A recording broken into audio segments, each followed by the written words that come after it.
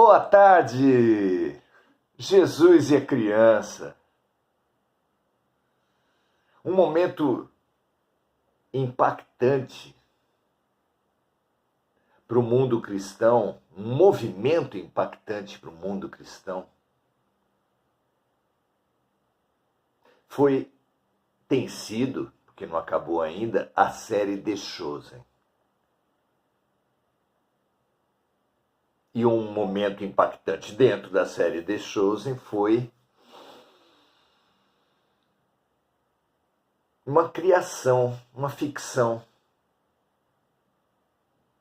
sem conexão com a descrição dos fatos nos evangelhos. Não há indícios daquilo que eles colocaram, mas é precioso e saboroso. É um episódio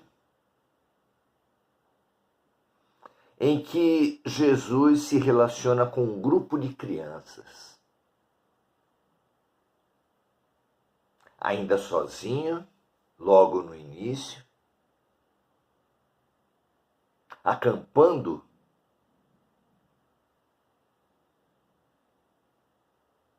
com recursos pessoais. Recursos que eu digo é capacidade de fazer fogo, capacidade de organizar um lugar para habitar. Ele é visitado por um grupo de crianças e ali desenvolve uma relação singular. Como eu disse, não há indício algum de que isso tenha acontecido nos evangelhos. Mas, e sempre tem um mais, Jesus estabeleceu para nós a criança como um modelo comportamental a seguir. Quando disse, entre outras passagens, somente aqueles que forem como crianças entrarão no reino dos céus. Mas disse também, orientando os discípulos, deixe vir a mim as crianças e não as impeçais.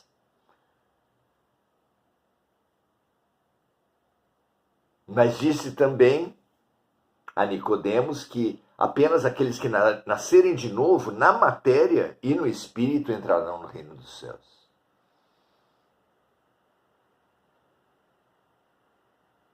Como assim a infância ser modelo?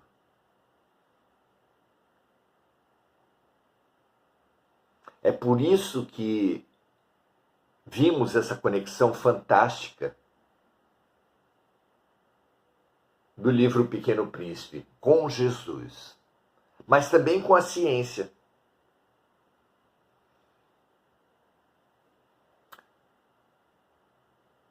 O discípulo de Freud, mais famoso, Carl Gustav Jung, ele tem uma tese muito interessante, muito verificável, que é: todos nós trazemos uma criança ferida dentro de nós. Claro que os ferimentos variam, claro que a intensidade dos ferimentos variam, mas todos trazemos uma criança ferida dentro de nós. Explodem as denúncias de violência intrafamiliar.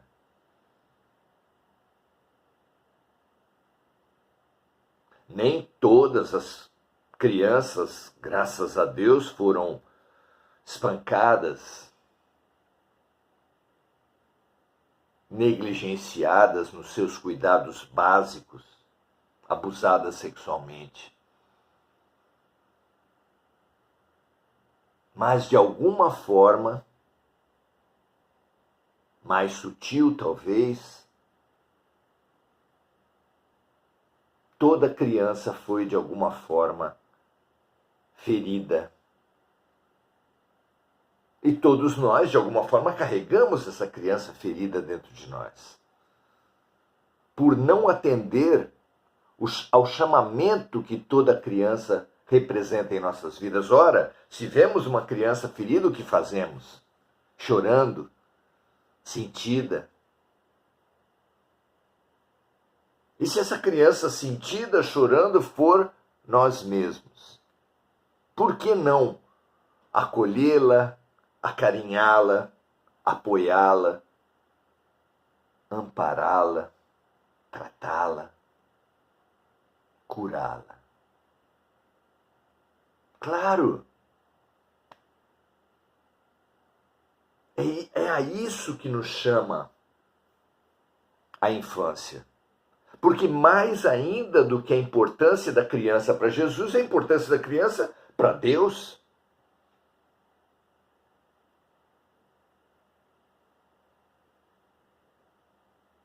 Deus nos dá, através da criança,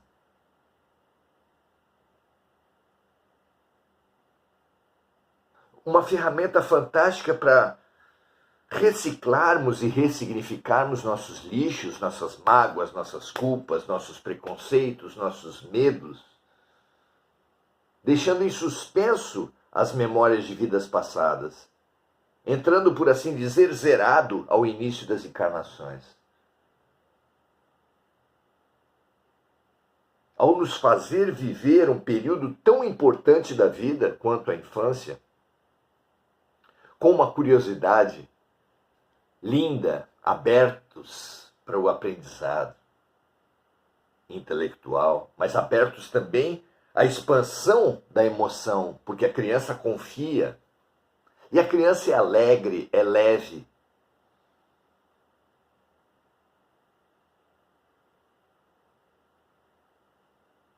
Uma coisa é você ter um modelo no seu pai, na sua mãe, no seu guru, no seu exemplo, no seu guia. Outra coisa muito diferente é ter esse modelo em você mesmo, numa fase de desenvolvimento que você mesmo viveu. Sejam como crianças, nos exige perguntar como é que eu, que já fui tão confiante nas pessoas, que já fui tão disponível ao aprendizado, como é que eu fui me tornar um adulto fechado, amargo, pessimista, triste, estagnado. A criança representa movimento. Nunca aprendemos tanto quanto na infância. Há estudos que apontam que no primeiro ano de vida nós aprendemos mais que no restante da vida inteira.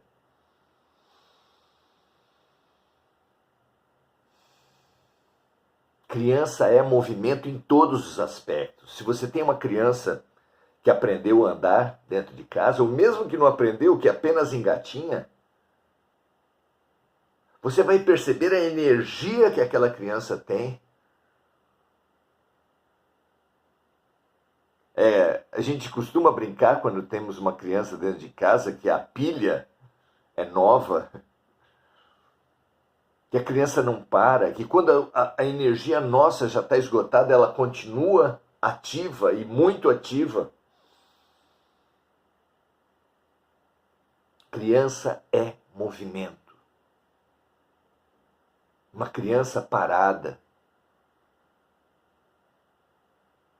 sem curiosidade, sem alegria, estagnada, precisa ser investigada. Claro que tem os temperamentos. Pessoas melancólicas tendem a ser crianças menos ativas, mesmo assim são muito mais ativas do que os adultos melancólicos. Criança é atividade.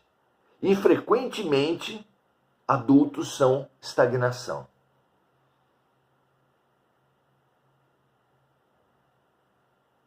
Esse é o nosso estudo de hoje.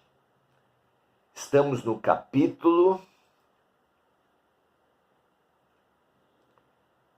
14. O capítulo 14, nosso livro que orienta os nossos estudos, é esse. entre o Pequeno Príncipe e o Grande Príncipe, uma releitura do livro O Pequeno Príncipe à luz do Evangelho de Jesus.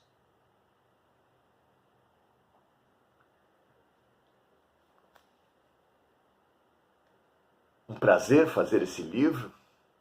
Há pérolas maravilhosas aqui dentro, como nós temos falado aqui, porque O Pequeno Príncipe é um livro, pode ser feita essa leitura, é um livro de encontro da criança interior de Antoine com a criança exterior, o Pequeno Príncipe. É muito interessante fazer essa leitura. Certamente não é a única, nem a final, muito menos a final. Mas é uma leitura interessantíssima. Jesus e a criança mergulha hoje nessa questão movimento ou paralisia. É o título que demos nesse nosso livro, nosso não meu, porque eu tenho certeza que eu faço parte de uma equipe. Chamamos esse capítulo 14, que corresponde ao capítulo 14 também de O Pequeno Príncipe, de paralisia ou movimento. E como os outros, vamos fazer a leitura, tirando nuances, aspectos, comentários, que entendemos muito interessantes para compreendermos o envelhecimento espiritual. Envelhecimento físico é inevitável. Tudo que é matéria envelhece e morre. A única alternativa é morrer cedo. Aí apenas morre-se. Mas sem a morte violenta, sem a morte precoce, melhor dizendo,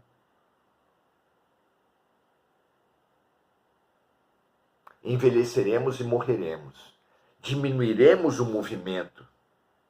Um movimento, pelo menos, um movimento físico, pelo menos. Não é? Vamos analisar essa questão movimento e paralisia no nosso crescimento espiritual e na nossa criança interior. O capítulo desse nosso livro, 14, começa assim. O príncipezinho maravilhou-se com o quinto asteroide, pois era o menor de todos. Relembrando aqui, esse é o relato de O Pequeno Príncipe, da viagem que ele fez ao sair do seu planeta, do seu asteroide, um planeta muito pequeno, porque estava sendo ameaçado. Ameaçado pelos baobás, árvores gigantes que tinham raízes muito grossas, que penetravam fundo no asteroide e que ameaçavam parti-lo no meio, rachá-lo. Por isso vimos essa figura fantástica. Os espíritos falaram que a origem de todos os erros humanos vem do orgulho e do egoísmo. O orgulho e o egoísmo estão evidentemente na base dessa polarização que racha também o planeta Terra, que racha as nossas famílias, que racha as nossas amizades, que racha a nossa política, que racha a nossa religião, que racha os nossos casamentos.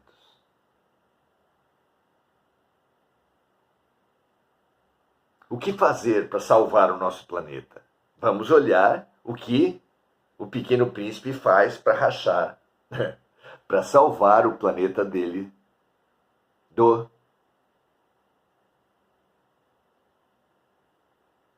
da polarização. Ele conta que passou por uma região de asteroides, esse era o quinto, e o menor de todos. Só cabia mesmo nele um poste de lampião e um homem que o acendia.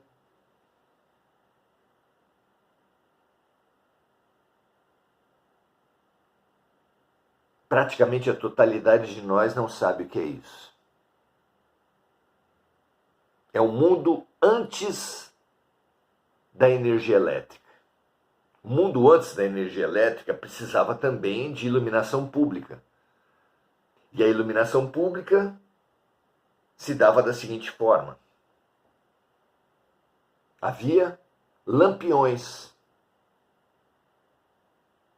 com base em alguma espécie de combustível, querosene, óleo de baleia.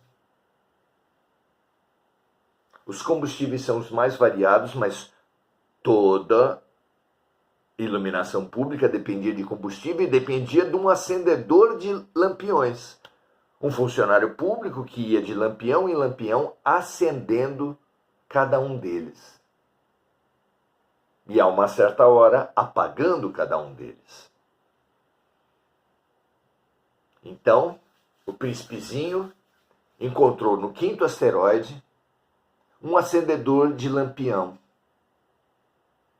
Porque o quinto asteroide, muito pequeno, só cabia um poste e o acendedor de lampião.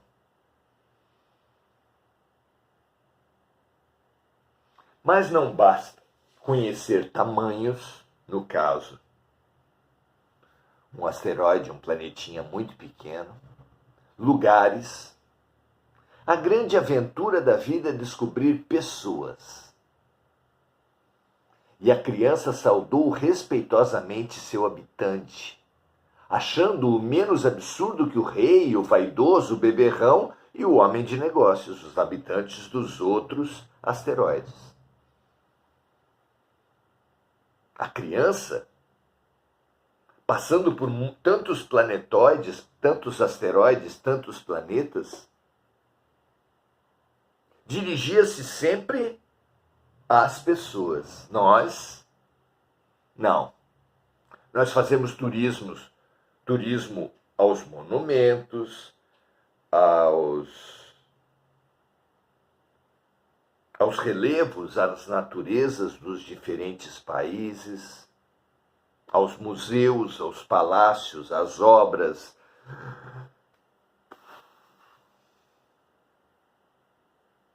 Raros de nós privilegiam, fazem turismo com foco nas pessoas, como fazia o Pequeno Príncipe. Aproveitem da maneira que quiserem essa observação. Aqui nós temos a certeza para afirmar: a grande aventura da vida é descobrir pessoas. E a criança saudou respeitosamente seu habitante, o habitante daquele asteroide, o acendedor de lampiões, achando-o menos absurdo que todos os personagens que já tinha visto nos outros asteroides. Seu trabalho, ao menos, tem um sentido, pensou ela. Pensou o Pequeno Príncipe.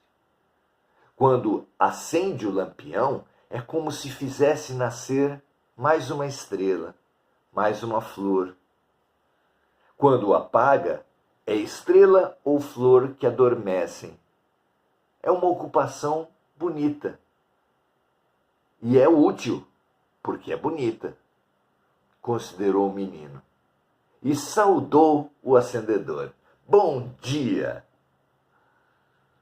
Por que acabas de apagar teu lampião? Perguntou ele. Eu não compreendo, disse o Pequeno Príncipe. Não é para compreender, disse o acendedor. É o regulamento.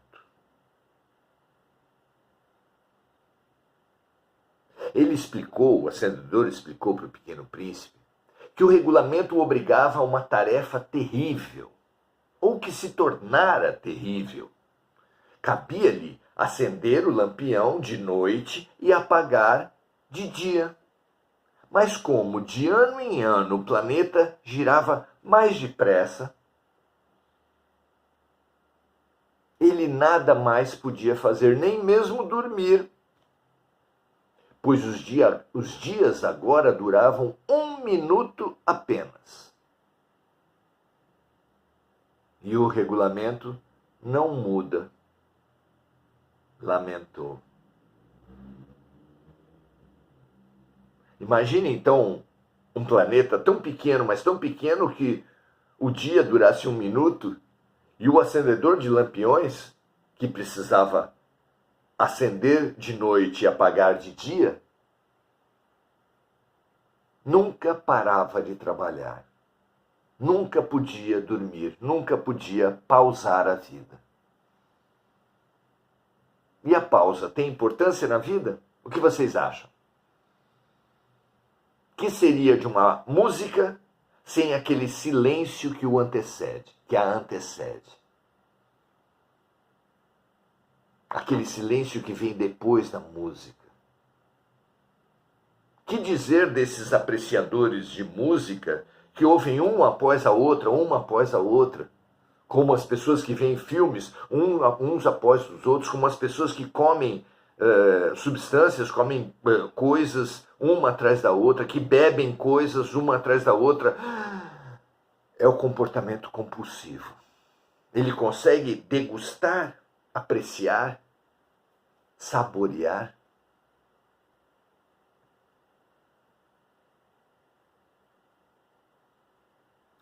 Gosto muito de um texto chamado Escutatória, de autoria de Rubem Alves, que fala de uma forma de discutir coisas de uma tribo indígena norte-americana, na forma na qual as pessoas se sentam em círculos e ficam em silêncio. Até que alguém consiga apresentar uma ideia essencial a respeito daquele tema que eles estão discutindo. Depois de falar a sua frase essencial, seria uma ofensa alguém falar em seguida. Seria como dizer, a sua frase é absolutamente ridícula. Então, depois de alguém falar uma frase a respeito daquele tema, cabe a todos digerir, silenciar, apreciar, saborear aquela frase. Até que outra pessoa conseguisse encontrar uma outra frase essencial. Não é uma maneira linda e completamente oposta, completamente inimaginável dentro da nossa cultura? E não é uma forma que fala da importância das pausas para apreciar, para fazer um balanço. Nessa nossa época em que saímos de um relacionamento tóxico para entrar em outro, saímos de um governo corrupto para entrar em outro, saímos de um remédio que nos intoxica para outro. Nessa nossa humanidade de comportamentos compulsivos, um jogo atrás do outro, uma compra atrás da outra, um relacionamento atrás do outro.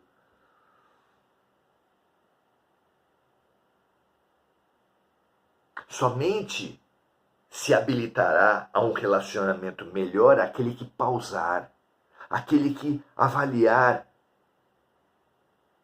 por que entrou, por que escolheu, por que manteve aquele relacionamento, e então sim se abre para uma outra situação. Aquele que beber compulsivamente e conseguir fazer uma pausa tem uma excelente oportunidade de parar de beber.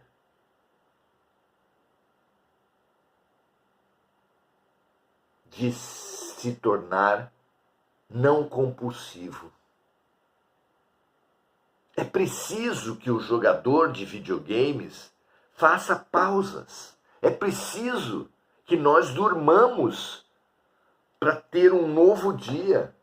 Tenhamos um final de semana para termos uma nova semana. Tenhamos férias para começar um novo ano.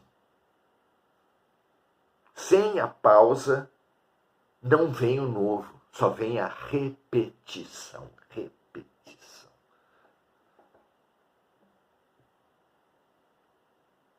Precioso isso, né? Aquele homem estava, o acendedor de lampiões estava enredado numa repetição sem fim, sem pausa. Repetição sem pausa que simboliza maravilhosamente o nosso comportamento compulsivo, aprisionante e tóxico. Não importa se no sexo, se na bebida, se na comida, se no jogo, se no consumo, se nas relações, temos sido repetidores.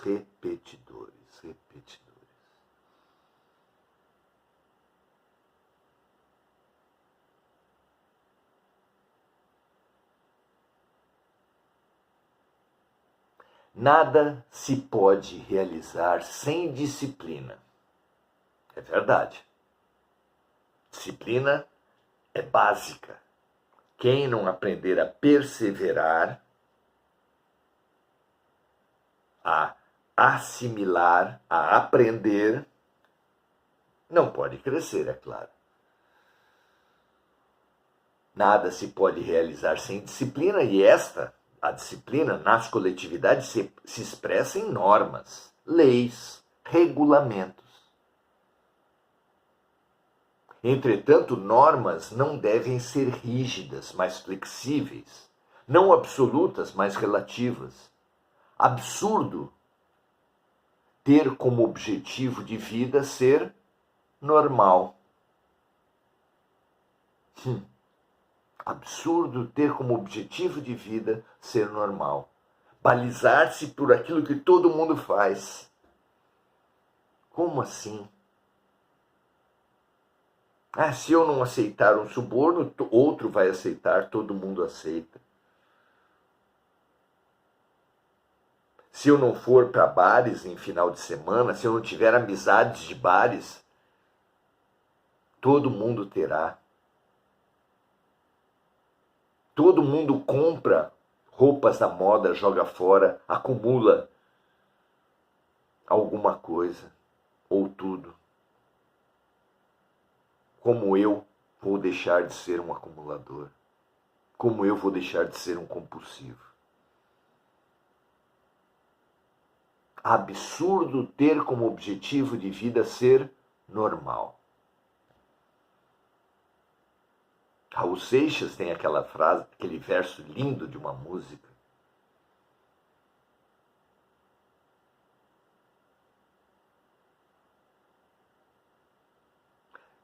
Ney Matogrosso canta outro, Caetano Veloso canta outro. Caetano diz, de perto ninguém é normal, em Vaca Profana.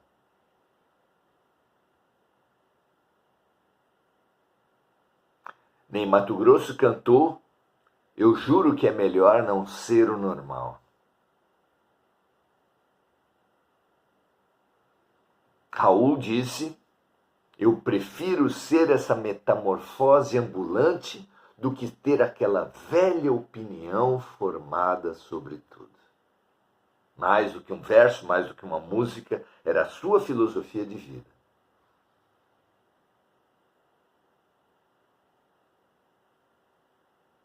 E nós nos deixando levar, nos deixando conduzir pelos manipuladores de mente da publicidade, tendo necessidade de um refrigerante para matar a sede, de um hambúrguer para matar a fome.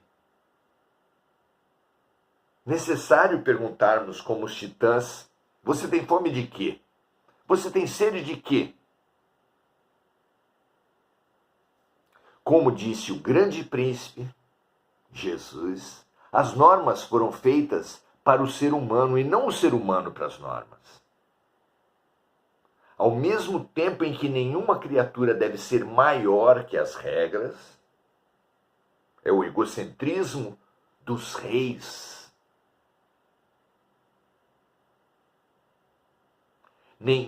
Nenhuma regra deve ser maior que a criatura, é o egocentrismo de juiz.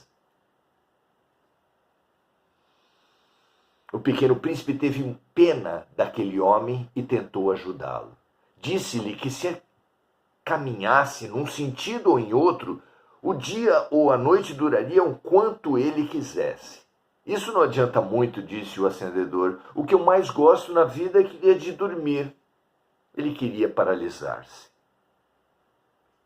Então não há remédio, disse o príncipezinho, porque vida é movimento, viver é mesmo um tormento para quem está na paralisia. Antoine percebeu.